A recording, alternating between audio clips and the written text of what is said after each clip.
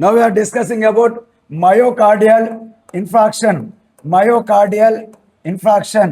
So ఇది గుండెకు రక్త సరఫరా చేరకపోవడం, రక్త సరఫరా చేరకపోవడం.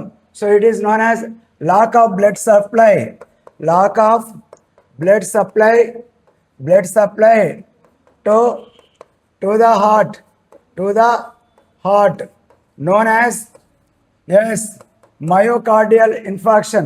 At the same time, lack of oxygen, lack of oxygen. Yes, sometimes it's get heart attack. So it is known as myocardial infarction. Myocardial infarction అనగా గుండెకు రక్త సరఫరా తగ్గిపోయి, సరఫరా తగ్గిపోయి, ఎస్, అది ఆక్సిజన్ కూడా తగ్గిపోవడం, తద్వారా హార్ట్ అటాక్ వచ్చే ఛాన్సెస్ ఉంటాయి. సో దీనినే మయోకార్డియల్ ఇన్ఫాక్షన్ అని పిలుస్తారు.